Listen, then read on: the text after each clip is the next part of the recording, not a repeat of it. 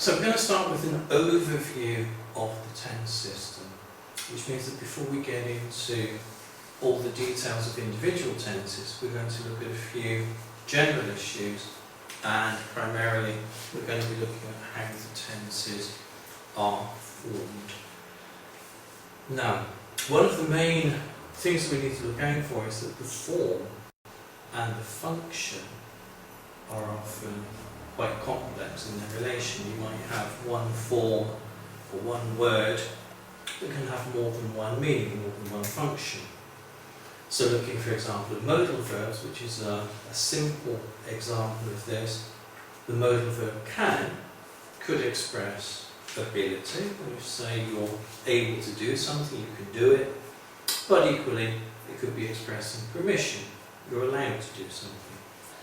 And similarly, with other types of words, any kind of vocabulary item, it could be that we divide up the concept in different ways, in many ways, but an example that we return to frequently is the way that we have two verbs, to say and to tell in English, which really mean the same thing.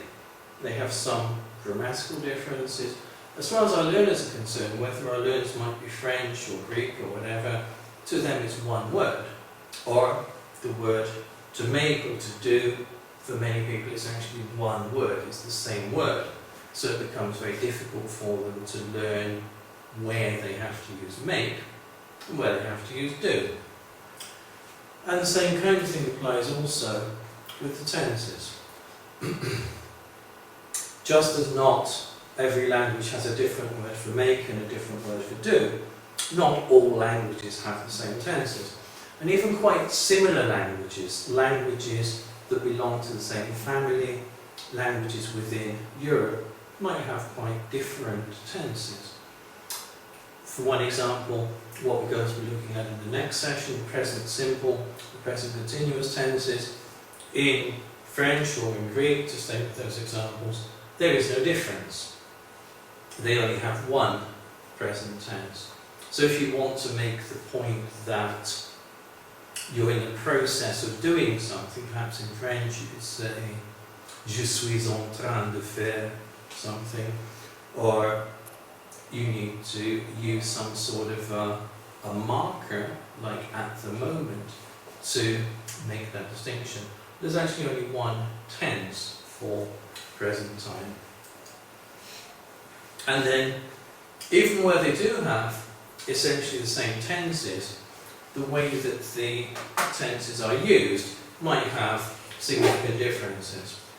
So for example, looking at the present perfect tenses, which we'll do later this week, if you've got a tense in French, the passé composé, is formed in the same way as the present perfect simple is in English.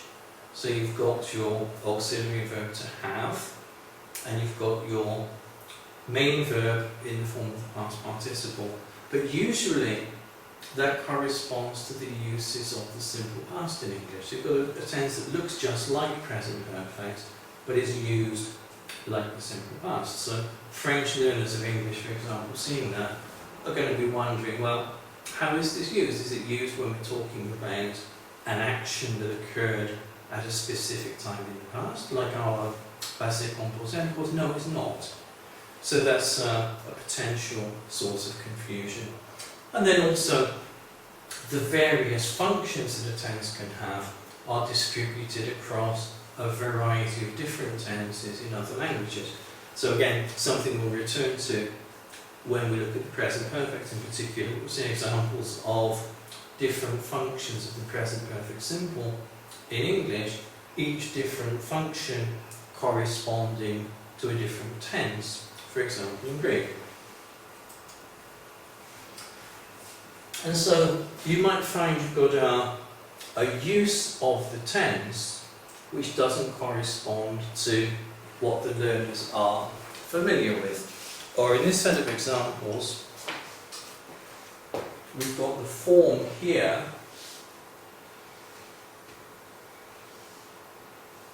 obviously exactly the same form in each example. when is it talking about?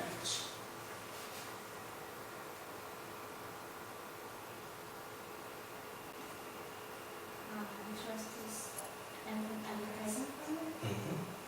And that's customary repeated actions. Yeah. Next is future. Fixed future. Yes. Good, okay. So this one is maybe what you would most commonly associate with present continuous, something happening right now. And this one is also present time, but it's a more extended period of time around the present. And this one completely different, actually being used to talk about future time. So the question is for you, what are the implications for us as teachers and for students of English that are implied by this little set of examples? The form is the same, but the tenses are different. Good. So the form is the same. The tense itself is actually the same, but the functions are different, yes. So then what do we need to do to respond to that fact?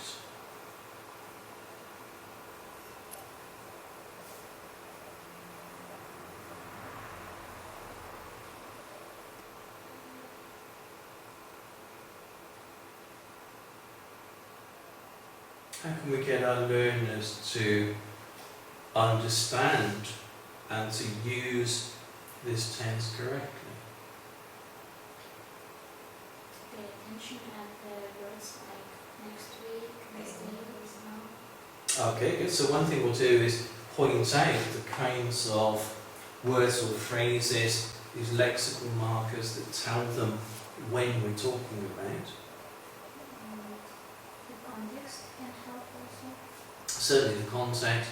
So we want to have activities where the grammar is used in a normal, natural, appropriate context, and they will see this form being used in these different ways. So as we can see here, we've got the same form, I am speaking, being used in 3 different ways. Students need exposure and practice to each of these functions so that the use of the tense becomes automatic. I say automatic because a problem we often encounter is that learners will be exposed to, let's say, the present continuous being used for future time. They'll have the presentation, they'll do the practice activities.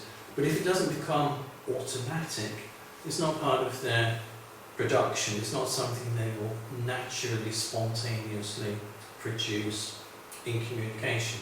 So we need activities, we need ways of practicing each of the functions until it becomes second nature. So to go back to our earlier example with can, if students taught can to expressibility, they won't just assume that it also expresses permission. They need to be exposed to both meanings, both functions in practice. So similarly, if they're taught that present continuous expresses an event in progress at the moment of speaking, they're not just going to assume that it's also used to express future plans.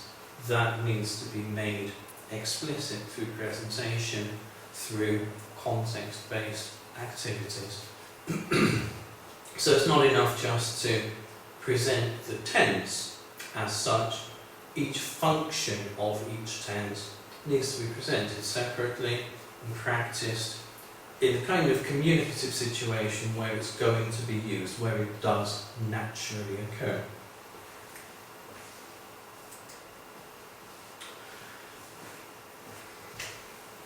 So in terms of the future tenses, to stay with that, we don't want students to use will whenever they're talking about the future, and that's often what we see students do, in fact. So depending on the context or the function, often other future forms are more appropriate. If you're saying a plan, something you're arranging for the near future, you might say, we're having a party next weekend, we're going to hire a DJ, and so on. We've started off using present continuous to talk about the outline of the plan, probably continue using the going to form of the future to fill in the details of the plan. It wouldn't be natural to use will in that sort of context. And that's what we need to get our students to realise, depending on the function of what we're expressing, we use a variety of different forms. And that's something, again, which we'll look at more specifically when we look at the ways of expressing the future, which is a whole other session, and in particular the way we use going to, but also present continuous, and also present simple to talk about future time.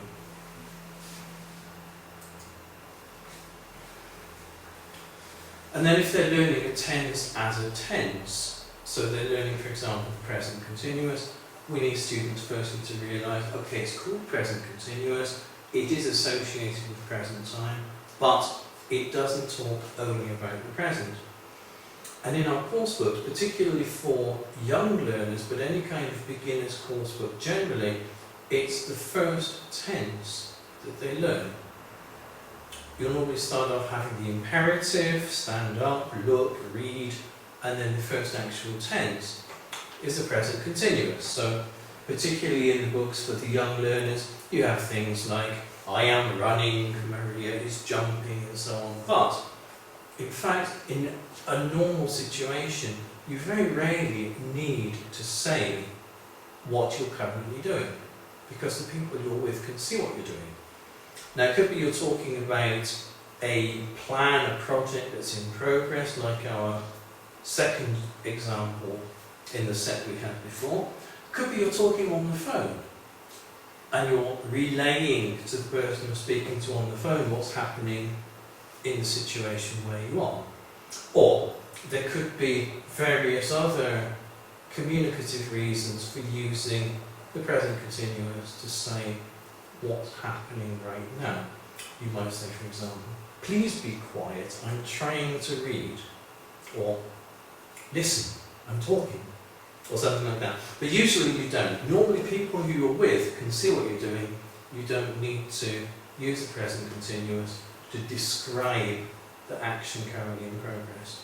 And so actually it's more frequent to use present continuous to talk about future plans compared to talking about an action currently in progress. And that's something which our teaching should reflect, and which generally isn't reflected in the way these uses are presented in our course books. Okay, so we're talking about tenses. Strictly speaking, to be technically correct, there are only two tenses in English, which are past and non-past. But normally in our learners' grammars, to keep it simple, rather than talking about aspect and modality and so on, we just say there are 12 tenses. So not strictly accurate, not quite actually true, but a convenient way of presenting it. So really what we've got mainly is a combination of the idea of tense, which is time, together with aspect, but also the idea of future modality. Because if you say will for a future event, it's not really that different from saying may or might or could. These are all different ways of expressing future modality. So we've kind of elevated will to the status of being a tense, but it's actually not that special. And often the forms that we use to express the future are the same as the forms that are used to express the present. So it's actually more correct to think about two tenses, past and non-past. So if it's present or future, very often they get lumped together. But the way we present it anyway to our learners, the way we're going to present it now, we've got 12 what we will call tenses. So, how do we derive 12? We've got the 3 time periods, past, present and future, and then each one of those combines with 2 pairs of aspects. So you've got 3 multiplied by 4, giving us the total of 12. So the two pairs of aspects, every tense form is either simple or it's continuous, it's one or the other. And similarly, additionally, it's either perfect or it's not. Okay?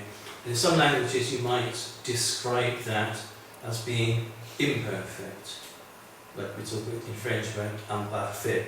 We don't actually use the word imperfect describing English, but it's not perfect anyway. So we've got these two pairs of aspects, 4 in total, combining with these 3 time periods to give us a total of 12 tenses.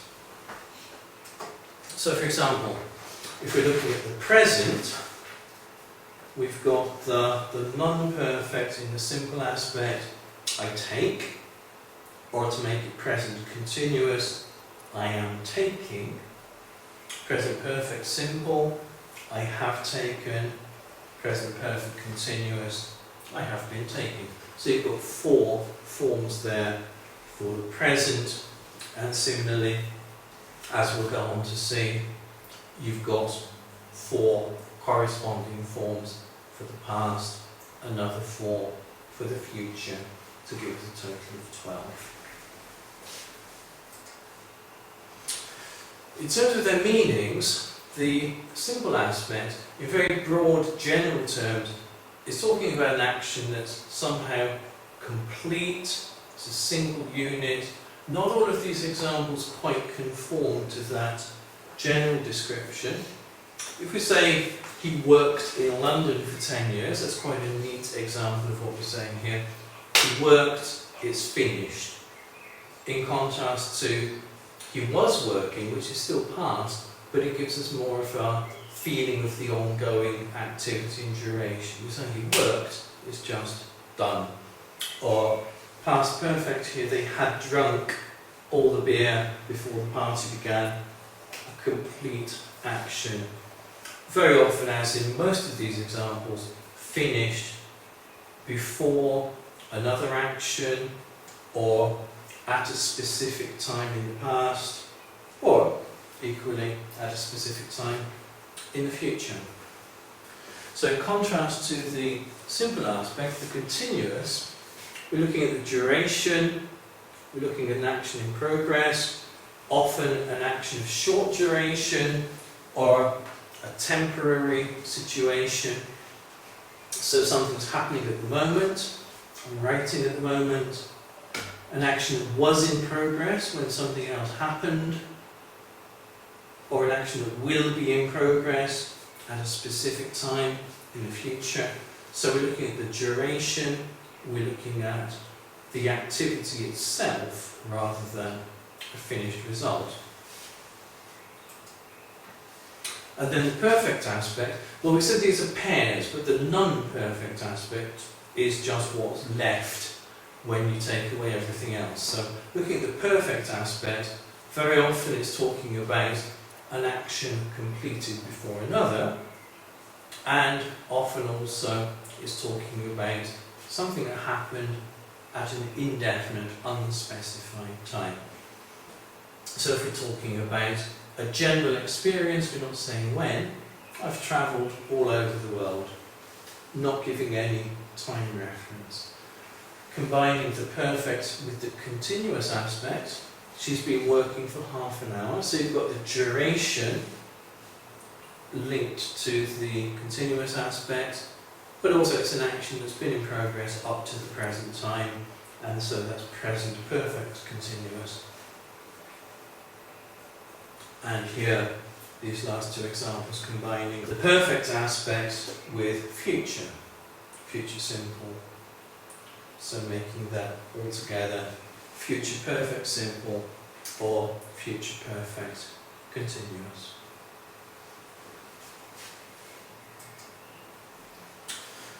Okay, now most verbs express an action, and that's the way we tend to think of verbs. A verb expresses an action, or perhaps slightly more accurate to say it expresses a process. Some verbs, though, don't express something active, don't express something which is observable.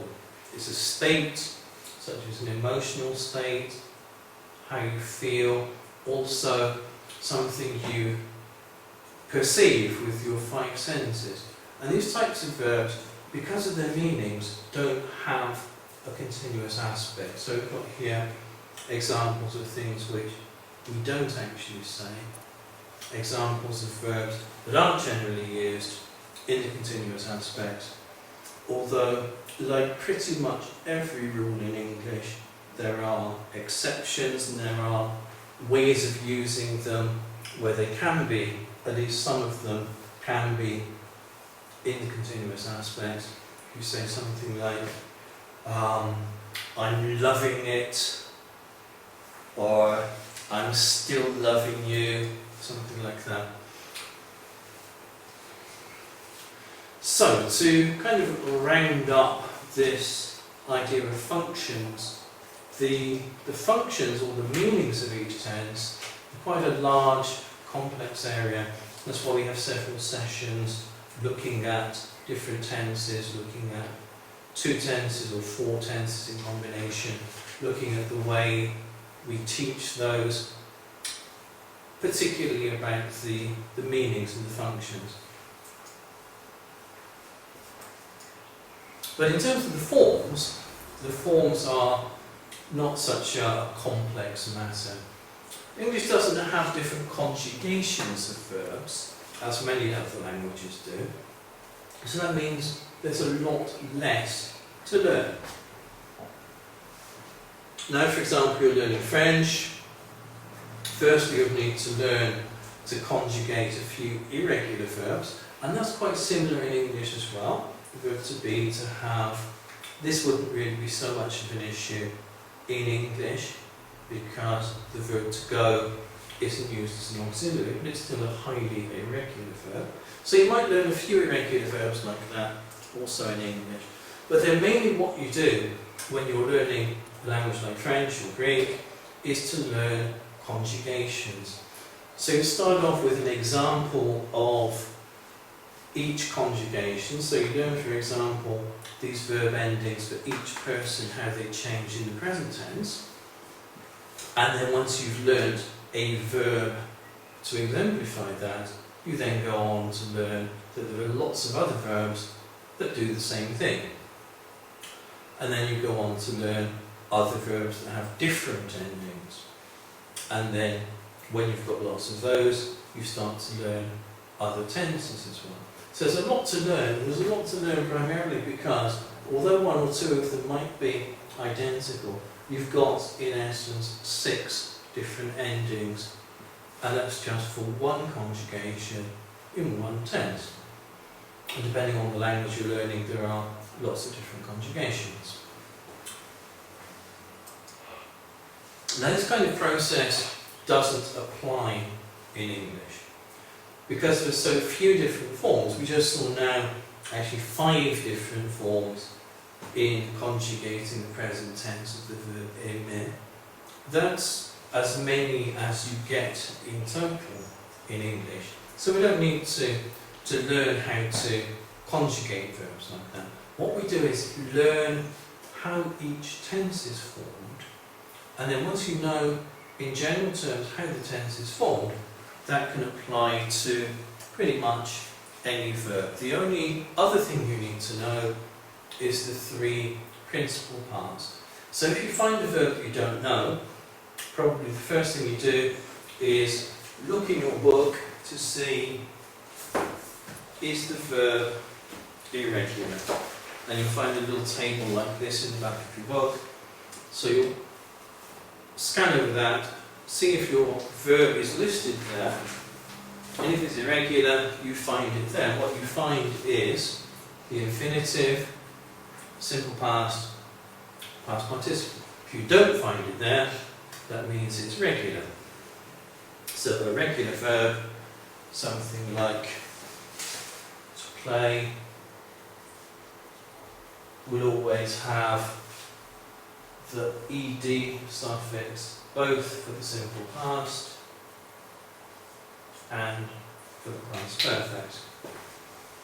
Otherwise, with an irregular verb, you might find that each of the three forms, as in this example, is different, or they could all be the same, like cut, to cut, I cut yesterday, I have cut, or any two of the three could be the same.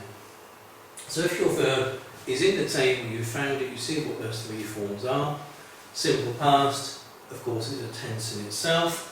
The past participle has several uses, amongst which the first one will be working with forming the present perfect simple. So having found those, you can then form every tense for that verb.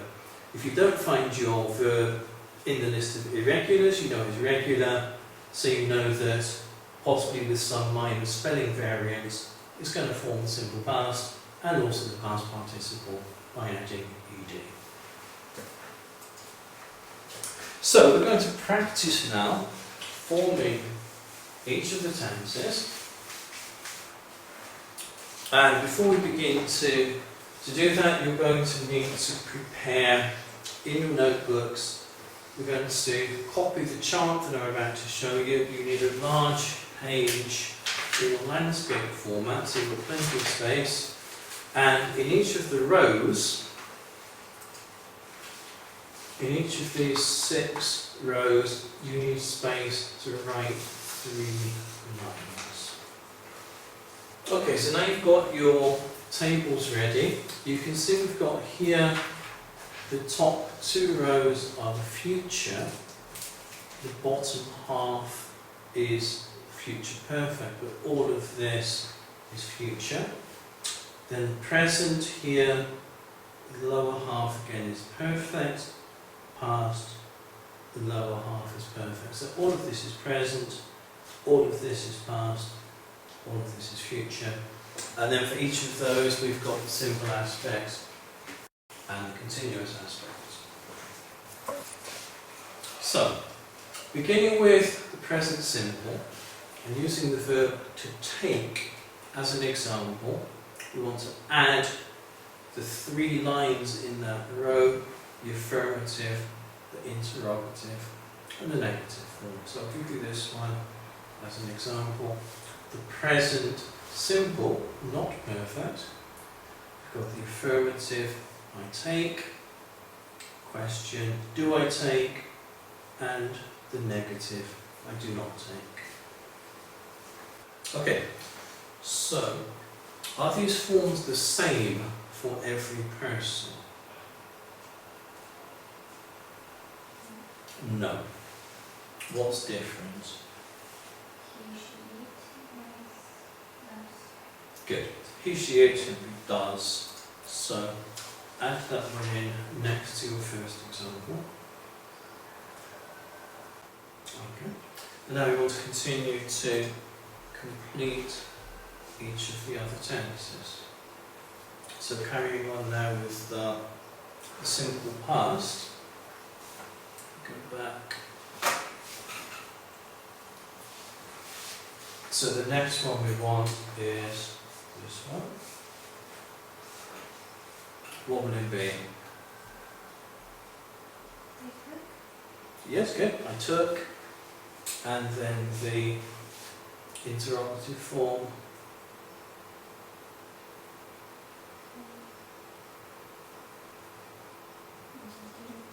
Did I take? Good. And the negative. Okay, but don't think of it as an answer to a question, just in itself a negative statement. Good, I did not take. Do the same for the third person? Is there any difference? No, it's the same. So, coming back to what I mentioned a little while ago, there are very few different forms in English. So, obviously you wouldn't conjugate this, you wouldn't sit reciting it in a class as you do, for example, in Latin, in Greek, in ancient Greek, whatever, because it's actually the same form for every person. Present simple, we've got just these 2 forms. Past simple, there are only one set for every person. Now these two tenses, the present simple and the past simple, are the only ones which don't have an auxiliary verb in the affirmative form, which means that when you make the interrogative and the negative, you need to introduce do, or for the third person singular, that becomes does.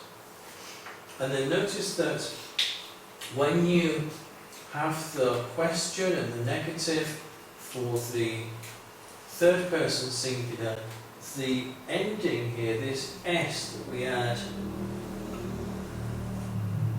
actually gets removed from the main verb, and it's the auxiliary verb that takes that inflection. Similarly, with the past simple, the past form of do, did, here, the inflection, in other words, the past tense marker that makes this took instead of take, disappears in the interrogative and the negative form.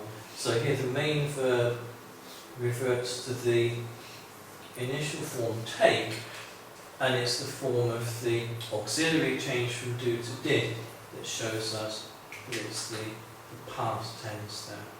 So that's a little quirk, just the present simple and past simple, because they're the only tenses in English that don't already have an auxiliary verb in the affirmative form. Okay, so carrying on now with the future simple.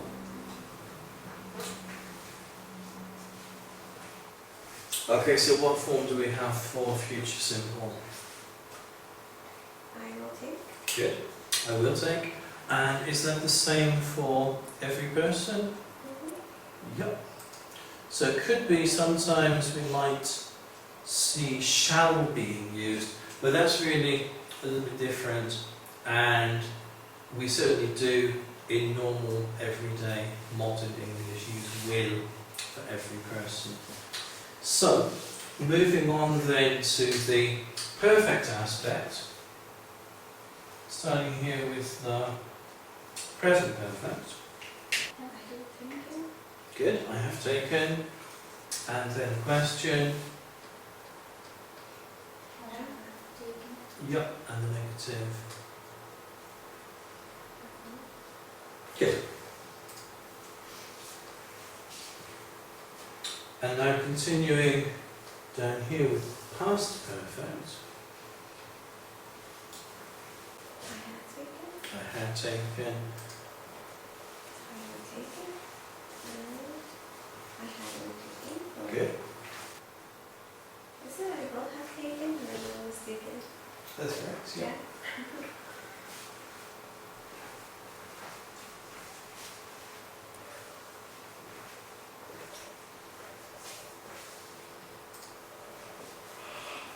And this is one reason why we call it the tense system, because it actually is, when you see it like this all together, very systematic. So if you've got, for example, the present perfect symbol, have or has, plus the past participle, taken, you can form past perfect simple, just knowing that have or has will change to had, and now for the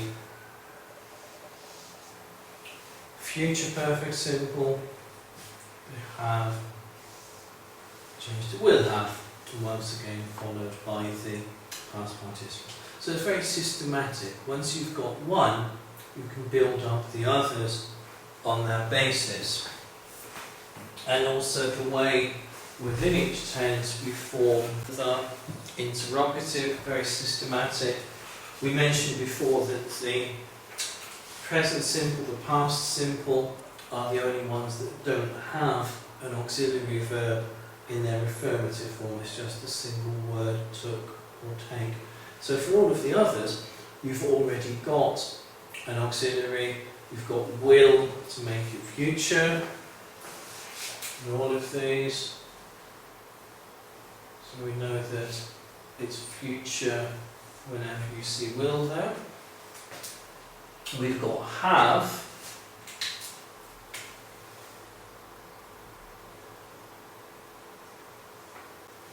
for the perfect aspect, so the lower half of each of these.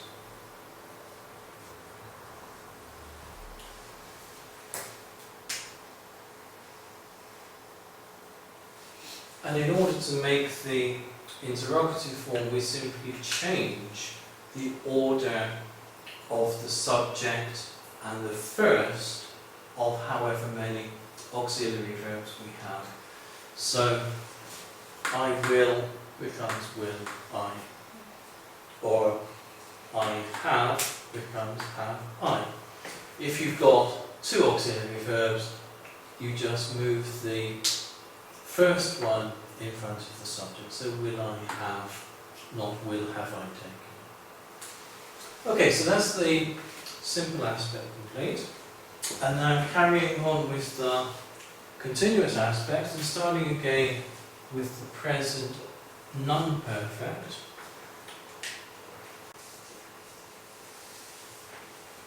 Are there just two here, or do we need a third form as well?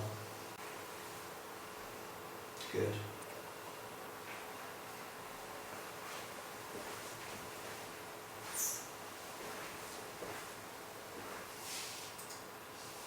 So this is the one with the most numerous different forms, and it's still only three.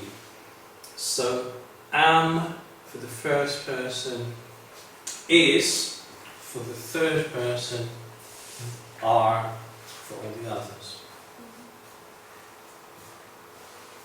Okay, then carrying on with the past continuous here.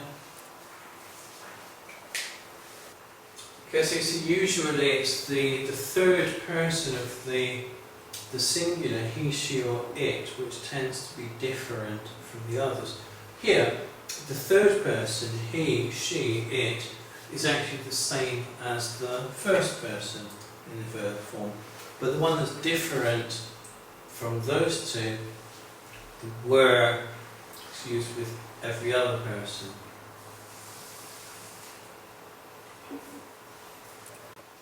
Okay, and let's go on with the future continuous, top one here. Good, so we see that for the continuous aspect, we've got two elements combining together. We've got some form of the verb to be. If it's future and you've already got the auxiliary will, then it's going to be itself. Otherwise, in the present tense, is, are, in the past tense, was, were. So some form of the verb to be combining with the main verb with the suffix ing. And we'll see that also in the perfect continuous. All of the continuous aspect uses some form of the verb to be, depending which tense it is, and the ing form of the main verb. So carrying on with present perfect continuous.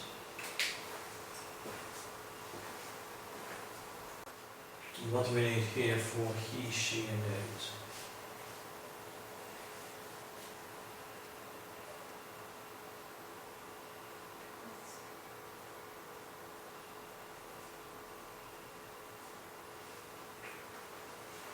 Good.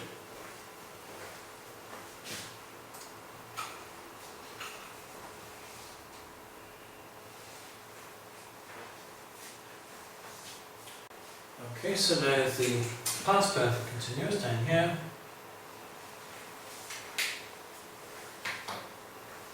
Okay, and as we saw with the simple form of the past perfect, also we've had is the same for every person.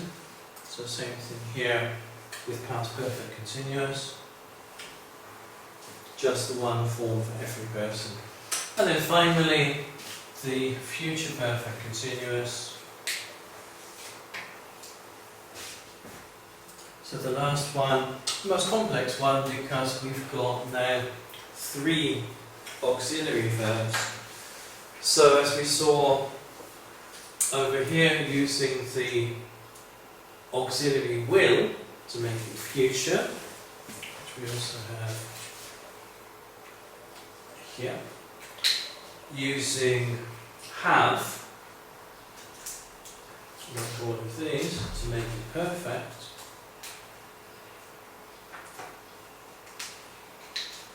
Using be, like all of the continuous forms, to make it continuous. And together with that, we've got the ing form of the main verb, but because it's perfect, we've got the participle form, not the participle form of the main verb like we have here, but the participle form of the verb to be, in order to make it continuous. So once again, you can see how systematic it all is. If you've got the one form, you can pretty much derive all of the others. So if, for example, you've got the future perfect simple, and you're not quite sure how to make the future perfect continuous, you can think, well, to make it continuous, what do I need to add? I need to add the appropriate form of be, I need to add ing. Or maybe you've got present perfect continuous, and you want to form the future perfect continuous. How do you do it? You add will. It's that simple. So once we see this big picture, once we appreciate the function of each of the auxiliary verbs and how they interrelate, it's actually all very systematic and very easy. So presenting this, presenting just the form of the tenses in itself is a very easy matter. But of course, for a group of learners learning English, they would never normally see all of this at once. In order to start from learning the present continuous and eventually arrive at learning future perfect continuous, that would be probably at least 4 years apart. And maybe once they've got that, once they've got to the end of all of that learning, then you might give them this big picture, and then they'll see how they all interrelate and how the forms of the tenses are actually quite easy. Functions are more complex, and we'll be talking about those in several more sessions throughout the rest of this week.